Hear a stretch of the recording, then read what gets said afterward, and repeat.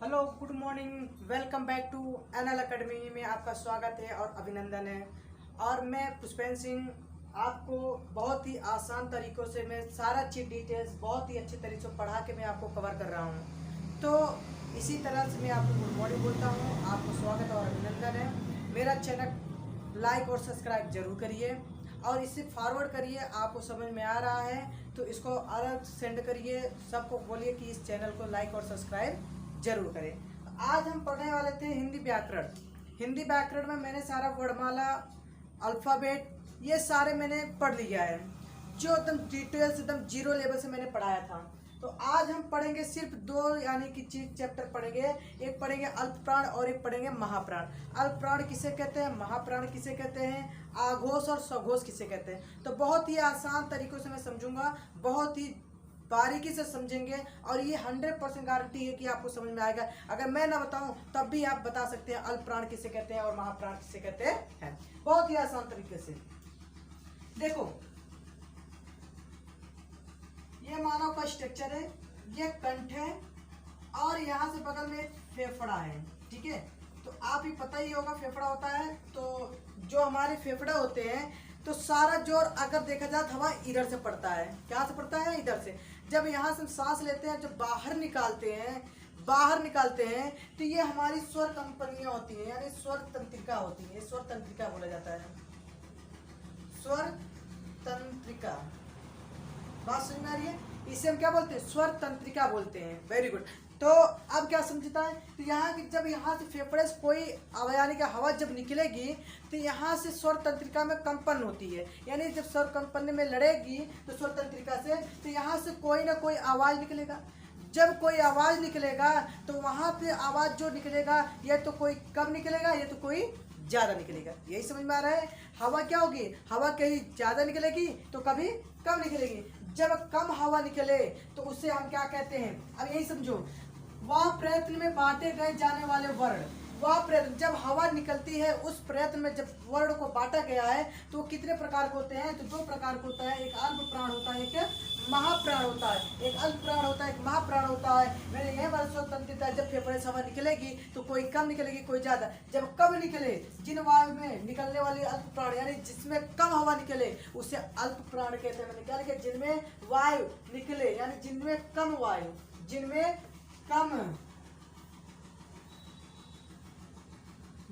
कम वायु निकले उसे अल्प प्राण कहते हैं, और जिनमें ज्यादा वायु निकले उसे हम महाप्राण कहते हैं। बहुत आसान तरीकों से, बहुत ही आसान, बहुत ही सिंपल तरीकों से मैं समझाऊंगा आपको।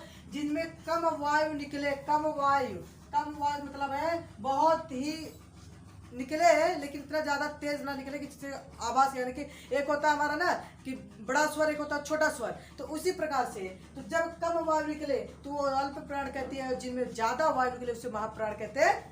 बात क्लियर हो रही है? यहाँ तक समझ में आ रहा है? तो इसी में मेरा एक वर्ग बांटा गया है। वर्ग में जो बांटा गया है तो का वर्ग, च वर्ग, ट वर्ग, प वर्ग, ट वर्ग, ऐसे 11 अलावा अंतस्थ व्यंजन, स, ख, स, ये उसमें व्यंजन होता है। तो स्पर्श व्यंजन हमारे 25 होते हैं और ये टोटल मिला के 33 होते हैं। 33 है प्लस स्वर, स्वर आपके कितने हैं? 11 स्वर है। इसी को तो हम मुझे बांटना अल्प प्राण और महाप्राण में, इसी स्वर को मुझे बांटना है। अब कौन से ज्यादा निकलेगा हवा और कौन सा कम हवा निकलेगा, यानी हवा जो कम निकले और उससे जो ज्यादा निकले वही तो मुझे छाड़ के लिखना है, कितना अल्प प्राण होता है कितना महाप्राण होता है। अब बहुत ही आसान तरीकों से मैं आपको बताऊंगा कि कितना कम वायु निकलेगा, किसमें ज्यादा वायु निकलेगा। मान लो आप लोग बैठे हो, आप यहाँ पूरी या सब्जी खाने कोई आया है, मान लो 2 आदमी आए, मान लो एक अल्प प्राण आया, एक महाप्राण आया। एक अल्प प्राण पूरी खाने आया, एक महाप्राण आया, एक यहाँ अल्प प्राण बैठ गया, यहाँ पर महाप्राण बैठ गया। बात समझ में आ रही है? तो आपके पास जो प्लेट है, जो थाली पूरी उड़ी रखती हो, तो उसमें मान लो का वर्ग का है तो 5 पूरी हाजिर है। च वर्ग में भी 5 पूरी है, ट वर्ग में भी 5 पूरी है, ट वर्ग में भी 5 पूरी है, प वर्ग में भी 5, यानी कि सारी पूरी 5-5 में है। लेकिन अंतस्थ व्यंजन में क्या है? आपके 4 पूरी है और उसमें व्यंजन में भी आपके 4 पूरी है। और स्वर जहाँ जाएंगी 11 है तो वही 11 एक साथ जाएंगी। बात समझ में आ रही है? ये भी जहाँ जाएंगी एक साथ जाएंगी, ये दोनों जहाँ जाएंगी एक साथ जाएंगी। अगर अंतस्थ व्यंजन गया जहाँ गया वहीं पर आपका पूरा पूरा यार अलावा जाएंगे। और उसमें व्यंजन जहाँ गया शाखा सा, ये उसमें व्यंजन उसी के साथ साथ में पूरा जाएंगे। बात समझ आ रही है यहाँ तक? तो भैया उसने आपने क्या किया, तुरंत यहाँ से एक प्लेट उठाया। बात समझ आ रही है? तुरंत प्लेट उठाया और पूड़ी लेके आए। तो पहले यहाँ पर का बैठा बैठा था भैया, इसको का के दिए, का दिए, खा को दिए, फिर ग को दिए, फिर घ को दिए, फिर एक पूरी बच्चा अंगा, तो इसको यहाँ पर दे दिया। फिर दूसरा प्लेट लेके आया च वर्ग का, ऐसे च दिया, फिर छ दिया, फिर ज दिया, फिर झ दिया, फिर इया दिया। ऐसे ट वर्ग उठाया, ट वर्ग, ट, ठ, ड, ढ, आड़ा। ऐसे ता को त, थ, द, ध, न। पाक उठाया, प, फ, ब, भ, भ, म। अब यहाँ तक तो समझ में आ गया। मैंने क्या किया, एक एक प्लेट उठाता गया और एक एक पूरी यहाँ पर सबको देता गया। बात समझ में आ रही है? एक एक प्लेट उठाया, एक एक पूरी देता चला गया। बाद में यहाँ तक आपने क्या किया, यहाँ तक देके खत्म कर दिया। बात समझ में आ रही है?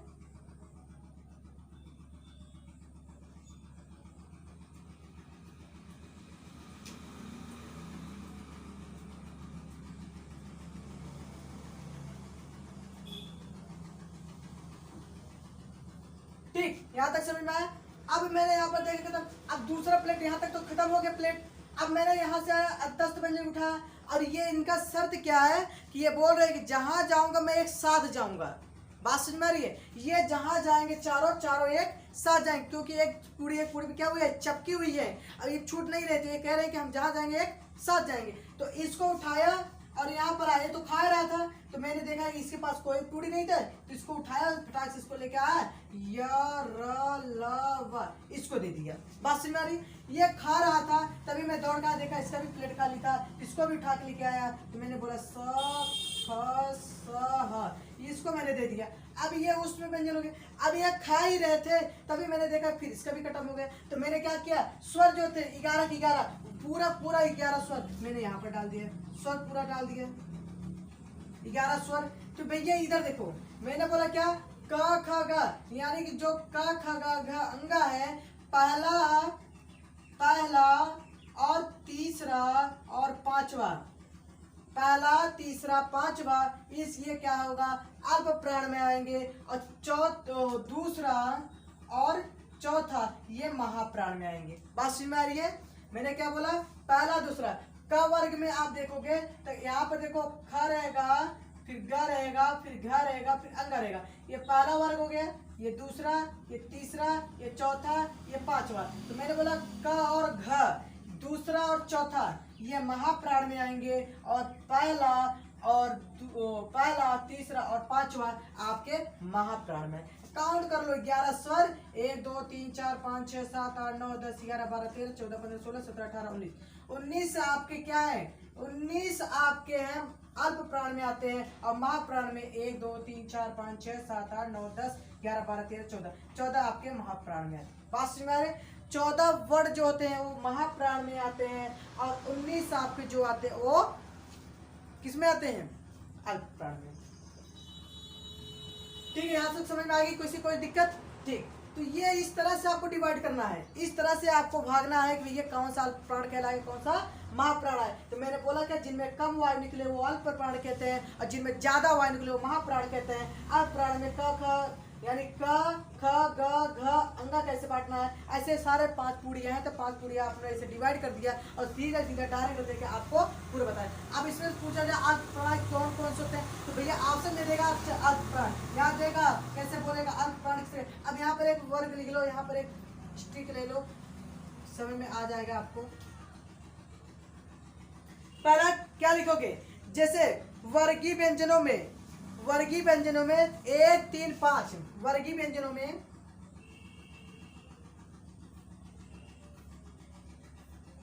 वर्गीय व्यंजनों में 1 3 5, 1 3 5, मैंने बोला क्या 1 3 5, भैया 1 3 5 क्या होगा, 1 3 5 को हम क्या बोलते हैं, अल्प प्राण में रखते हैं।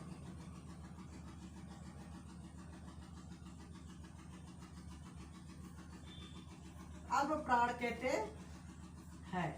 और मैंने दूसरा स्टेप किया 2 3 4 यानी वर्गीय व्यंजन में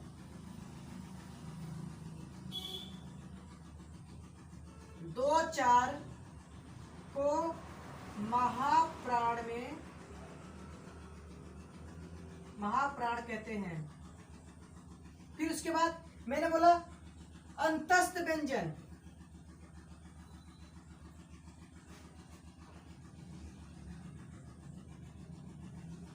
अंतस्थ व्यंजन किसमें है? अल्प प्राण में है।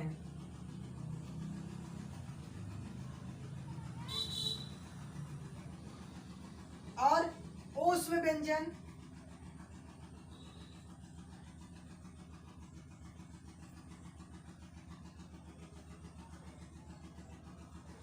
कहते हैं। और लास्ट स्टेप लिख लीजिए, लास्ट वाला स्वर, सारे स्वर क्या है? अल्प प्राण कहलाते हैं।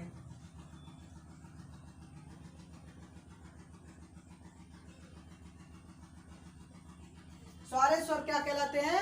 अल्प प्राण कहते हैं। अच्छी तरह से समझ में आया? मैंने स्टेप बना दिया आपका। पहला स्टेप दे दिया कि वर्गीय के व्यंजनों में 3 4 5, मैंने बोला था 3 4 5 जो है हमारे अल्प प्राण में आएंगे, और वर्गीय व्यंजनों में जो 2 और 4 होगा, 2 और 4 ये महाप्राण में कहलाएंगे। और अंतस्थ व्यंजन मैंने ये बताया, अंतस्थ व्यंजन आपके किस में आएगा? अल्प प्राण में आएगा। महाप्राण में आपका आएगा ऊष्म व्यंजन। और जितने भी सारे स्वर हैं, जितने भी 11 स्वर हैं, वो सारे कहाँ आएंगे? अल्प प्राण में आएंगे। बात यहां तक समझ में आ रही है? क्लियर हो रहा है सभी को? कोई किसी को दिक्कत? जब फेफड़े से कोई हवा निकलेगी तो कोई कम निकलेगी, कोई ज्यादा निकलेगी। जब ज्यादा निकलेगी तो वो महाप्राण कहलाएगा, जो कम निकलेगी वो अल्प प्राण कहलाएगा। मैंने इसी तरह से सारा डिवाइड कर दिया है बहुत अच्छी तरीके से कि आपको समझ में आ जाए। इतना आसान तरीका से आपने अभी कभी तक पढ़ा नहीं होगा। इस तरह से आप पढ़ोगे, पूरा डिफिनेशन सहित आप लगा लो। इसको स्क्रीनशॉट लो, दूसरा हम लिखते हैं। तो यहाँ तक समझ में आ गया आघोष और सघोष। तो अब यहाँ देखते हैं आघोष और सघोष। बात समझ में आ रही है? अल्पप्राण महाप्राण समझ में आ गया सभी को? कोई किसी को दिक्कत? गुड। अब देखते हैं आघोष और सघोष। इसमें बहुत आसान है। देखो, स्वर तंत्रिकाओं के झंकृत होने पर या झंकृत होने पर या झंकार या कंपन, बात में चाहे झंकृत हो या झंकार हो या कंपन उत्पन्न करे, आधार पर वर्ण को बांटा गया है। वर्ण के 2 भेदों में बांटा गया है। यानी जब स्वर तंत्र, मान लो फेफड़े से जब हवा निकलेगी तो जब कंठ से जब टकराएगी, कंठ यानी तंत्र यानी स्वर तंत्रिका पे जब लड़ाएगी तो यहाँ से एक झंकार उठती है। जब कुछ बोलोगे, देखो यहाँ झन झन बोलता है कि नहीं, झंकार उठती है कि नहीं?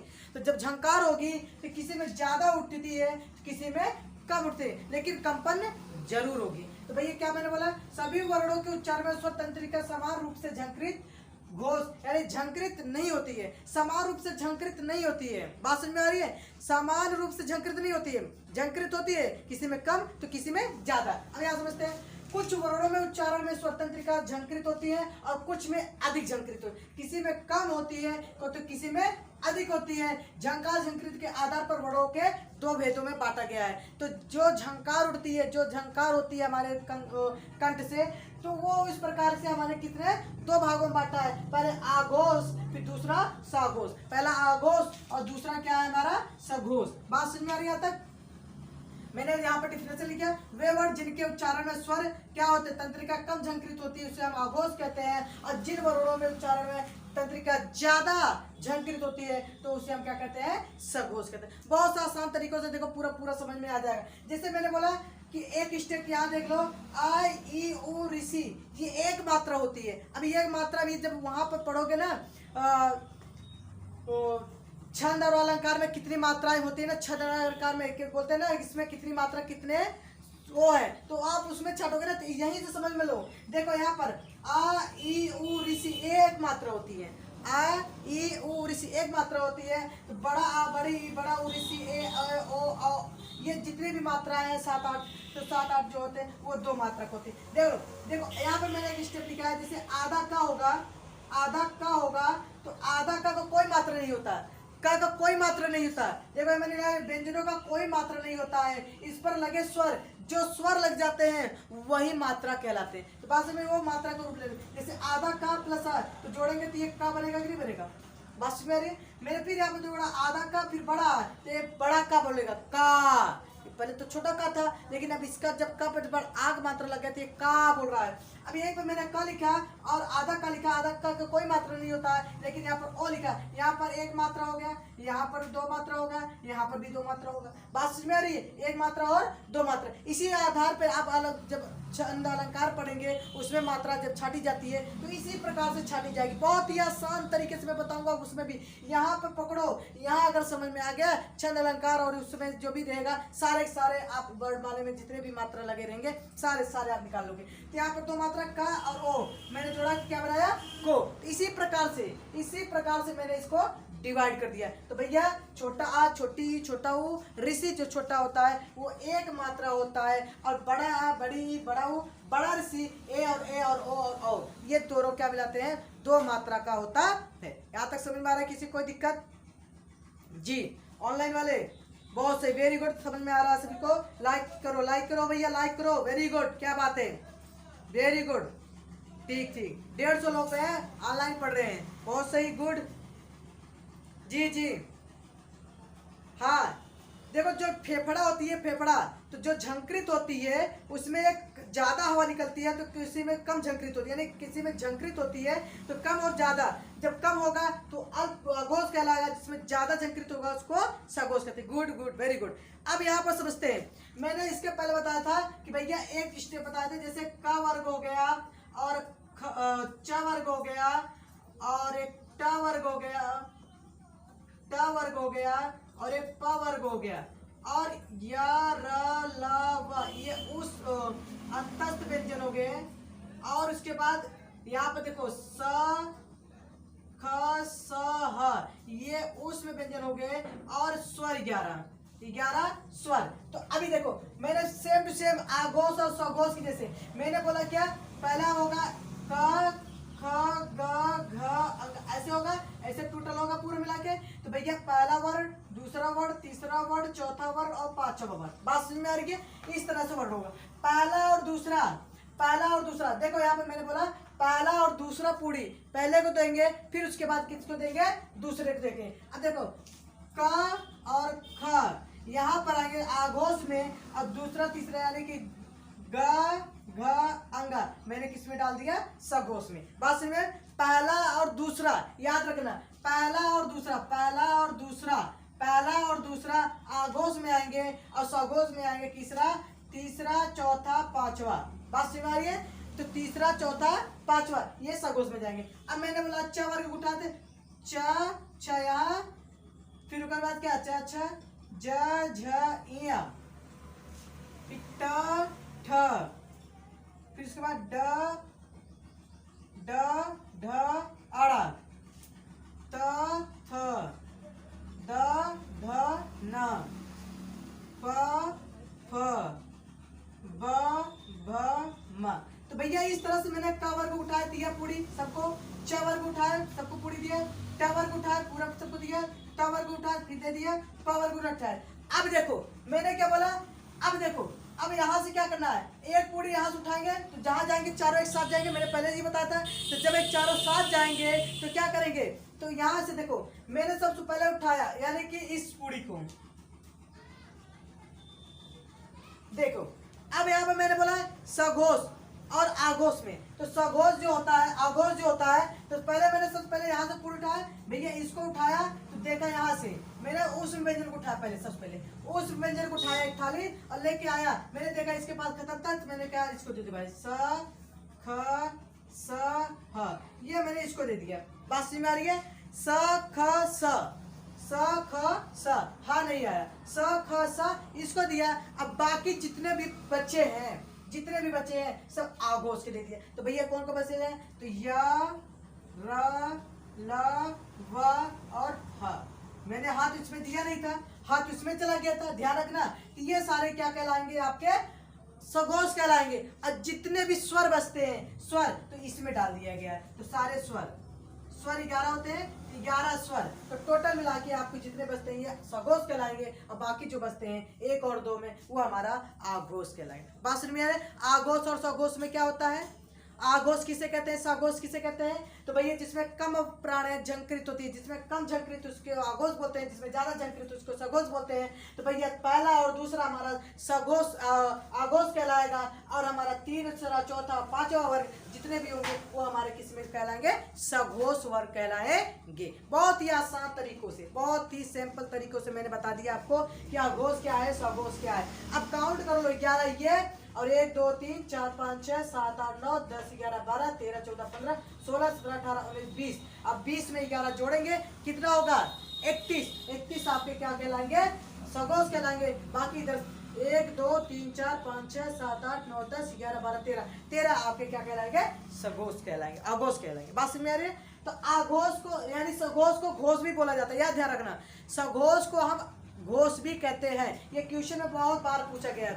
घोष किसे कहते हैं, घोष के वर्ड बताइए, घोष क्या होता है। तो ये सारे वर्ड पूछे तो भैया कभी कंफ्यूज मत है, अगर घोष करके दे दिया तो भैया उसको समझ लेना सघोष को ही घोष कहते हैं। यहाँ तक समझ में आ गया, किसी कोई दिक्कत? मात्रा के ध्यान रखना भैया, छोटा आ छोटी है, छोटा उ ऋषि जो मात्रा होती है एक मात्रा होती है, बड़ा है बड़ा उ बड़ा ऋषि और क्या होते हैं, दो मात्रा को। स्वर का यानी व्यंजन का कोई मात्रा नहीं होता, उसमें जो लगे होते हैं, जो स्वर उसके ऊपर लगे होते हैं वही मात्रा कहलाती है। मैंने अच्छी तरह से समझा दिया, कवर्ग चवर्ग टवर्ग में बेसिस से अच्छा बेटर कोई बैठाएगा नहीं। तो जो भी है सारा का सारा मैंने डिटेल्स आपको लिखवा के बता दिया है। तो यहाँ पर लिख लो जी, हाँ हाँ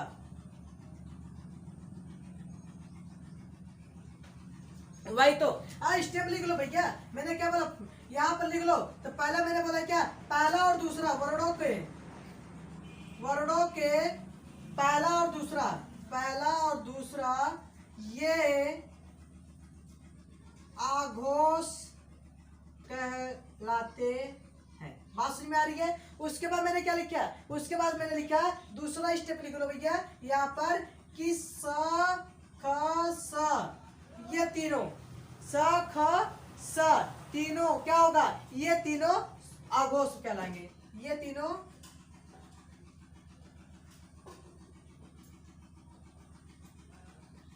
आघोष कहते हैं। बस बात खत्म हो गई। अब इसका भी लिखना है, इसका भी लिख लो भैया। तो भैया तीसरा चौथा पांचवा, तीसरा चौथा पांचवा मैंने क्या, वर्णों के तीसरा चौथा पांचवा मैंने बोला क्या, तीसरा चौथा पांचवा ये सघोष कहलाते हैं, सघोष कहते हैं। बात समझ में आ रही?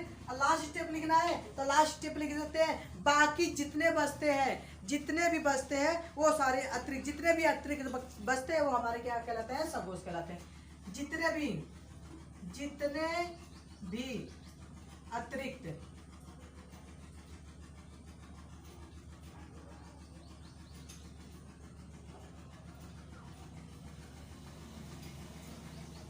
बात समझ में आ रही है? जितने भी अतिरिक्त बचे हुए हैं वर्ण और व्यंजन स्वर वो हमारे किस में जाएंगे, सघोष में जाएंगे। तीसरा चौथा पांचवा, तीसरा चौथा पांचवा आपके सघोष में होगा, पहला और दूसरा वो आघोष में होगा। बात समझ में आ रही है? क्लियर हो रहा है यहाँ तक? Very good. मैंने लिख लिया वर्णों के ये पहला और दूसरा आघोष कहलाएंगे। स ख स तीन ही, स ख स ये तीनों वर्ग आपके आघोष में आएंगे।